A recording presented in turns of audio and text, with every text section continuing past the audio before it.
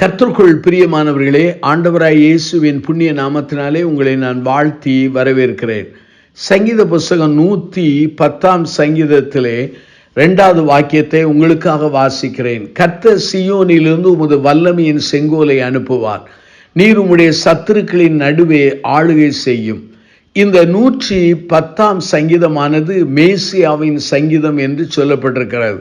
நம்முடைய ஆண்டவராய் இயேசுவின் குறித்த தீர்க்கதரிசன சங்கீதங்களில் இது ஒன்றாகும். நம்முடைய ஆண்டவருக்கே சத்துருக்கள் இருப்பாரானால் எனக்கும் உங்களுக்கும் சத்துருக்கள் இருப்பதை எண்ணி நாம் ஆச்சரியப்பட வேண்டாம். இது சாதாரண ஒரு காரியம். சத்துருக்கள் அல்லது விரோதிகள் மத்தியிலே ஆளுகை செய்யக்கூடிய கிருபையை ஆண்டவர் நமக்கு தருவாராக. நம்முடைய ஆண்டவர் ஜெயங்கொண்ட ஆண்டவர், அவர் நமக்கு ஜெயங்கொள்ளுகிற கிருபையை தருவாராக. நம்முடைய வாழ்க்கையிலே விரோதிகள் நம்முடைய குடும்பத்தின் சூழ்நிலையிலே எழும்புகிறார்கள்.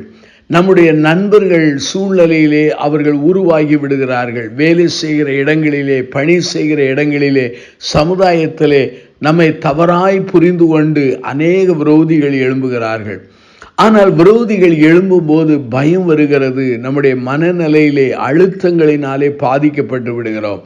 ஆனால் அநேகர் விரோதிகள் யார், நண்பர்கள் யார் என்று சொல்லி அடையாளம் காண முடியாத அறியாமையிலே வாழுகிறதை அறிந்து வேதனைப்படுகிறோம். சங்கீதம் 23 சங்கீதத்திலே 5வது வாக்கியம் இவ்வாறு சொல்கிறது. அது என்ன சொல்கிறது என்று சொன்னால், சங்கீதக்காரன் சொல்கிறார், என் சத்துருக்களுக்கு முன்பாக நீர் எனக்கு ஒரு பந்தியை ஆயத்தப்படுத்தி என் தலையை எண்ணெயால் அபிஷேகம் பண்ணுகிறீர், என் பாத்திரம் நிரம்பி வழிகிறது என்று சொல்கிறார். நம்முடைய வாழ்க்கையிலே சந்திக்கிற முக்கியமான 2 அங்கே எதிரிகளை சொல்கிறேன். முதல் எதிரி யார் என்றால் மரணம். மரணம் என்பது கடைசி சத்துரு என்று வேதாமத்திலே சொல்லப்பட்டிருக்கிறது. யோவான் நற்செய்தி நூலிலே 10ஆம் அதிகாரத்தை நீங்கள் எடுத்து வைத்துக் கொள்ளுங்கள். இந்த 10ஆம் அதிகாரத்திலே 10வது வாக்கியம் சொல்கிறது, நானோ அவைகளுக்கு ஜீவன் உண்டாயிருக்கவும் அது பரிபூர்ணம் அடையும் வந்தேன் என்று சொன்னார். மரணத்தை ஜெயிக்கிற ஆண்டவர் அல்லது ஜெயித்த ஆண்டவர் நமக்கு ஜீவனை தருகிறார். 1 கொரிந்தியரின் புஸ்தகம் 15ஆம் அதிகாரத்திலே நீங்கள் எடுத்து வைத்துக் கொள்ளுங்கள். அதிலே 55 57 வரை நீங்கள் கவனமாய் வாசித்து பாருங்கள். அங்கு வேதவசனம் சொல்கிறது, அப்போஸ்தலனாகிய பவுல் சொல்கிறார், தேவனுடைய ஆவியினாலே மரணமே உன் கூர் எங்கே, பாதாளமே உன் ஜெயம் எங்கே, மரணத்தின் கூர் பாவம், பாவத்தின் பலன் நியாயப்பிரமாணம். நம்முடைய கர்த்தராகிய இயேசு கிறிஸ்துவினாலே நமக்கு ஜெயம் கொடுக்கிற தேவனுக்கு தோத்திரம் என்று சொல்லப்பட்டிருக்கிறது. மரணத்தை ஜெயித்த அந்த ஆண்டவருடைய பலத்தினாலே மரணத்தை ஜெயிக்கிற வல்லமையும் வலிமையும் ஆண்டவர் நமக்கு தந்து வழி நடத்துவாராக.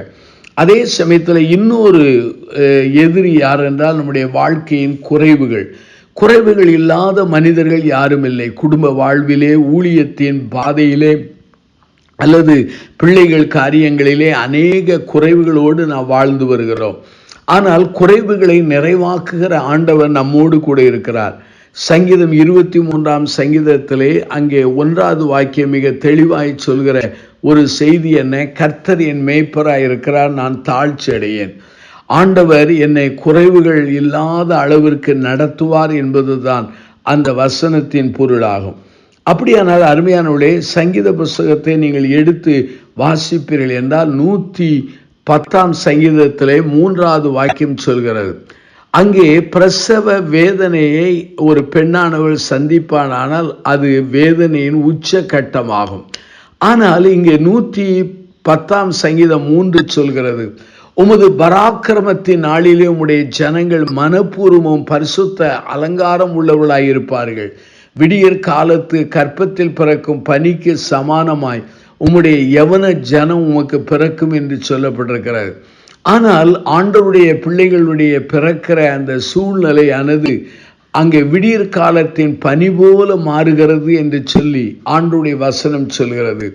ஆண்டவர் தாமே வேதனையை நம்முடைய வாழ்க்கையிலே அவர் வேதனை இல்லாத அல்ல வேதனையை எதிர்த்து ஜெயித்து அங்கே மகிழ்ச்சியான வாழ்க்கை வாழக்கூடிய ஒரு கிருபையை தருவாராக. இந்த விரோதிகள் வரும்போது நாம் செய்ய வேண்டிய ஒரு காரியம் என்ன, அதை மாத்திரம் நான் சொல்லி பிரார்த்திக்க விரும்புகிறேன். சங்கீதம் 84 சங்கீதத்தை எடுத்து வைத்துக் கொள்ளுங்கள். 10வது வாக்கியத்தை பாருங்கள். 1000 நாளை பார்க்கிலும் உமது பிரகாரங்களில் செல்லும் ஒரே நாள் நல்லது. ஆகாமிய கூடாரங்களில் வாசமாய் இருப்பதை பார்க்கிலும் என் தேவனுடைய ஆலயத்தின் வாசற்படியில் காத்திருப்பதை தெரிந்து கொள்வேன். ஆகவே விரோதிகள் நம்மை சூழும் பொழுது நாம் அடைக்கலம் கொள்ளக்கூடிய இடம் நம்முடைய ஆண்டவராகிய கர்த்தரின் பாதம். அவருடைய சமூகத்திலே காத்திருந்து அவருடைய பிரசன்னத்தை அனுபவிக்கும் பொழுது ஆண்டவர் தாமே விரோதிகளை மத்தியிலே வெற்றி நிறைந்த ஒரு வாழ்க்கை வாழ ஆண்டவர் நமக்கு பலன் தருவார். கண்களை மூடி பிரார்த்தனை செய்வோம். ஜீவனுள்ள பிதாவே, சத்துருக்கள் மத்தியிலே ஆளுகை செய்யக்கூடிய ஒரு கிருபையை எனக்கும் எங்களுக்கும் தாரும். இந்த செய்தியை கேட்டுக்கொண்டிருக்கிற மக்கள் தங்களை அர்ப்பணிப்பார்களானால் அவர்களுக்கு ஆசீர்வாதங்களை கட்டளையிடும். எல்லாவற்றையும் இயேசுவின் நாமத்தில் செபிக்கிறோம் ஜீவனுள்ள பிதாவே.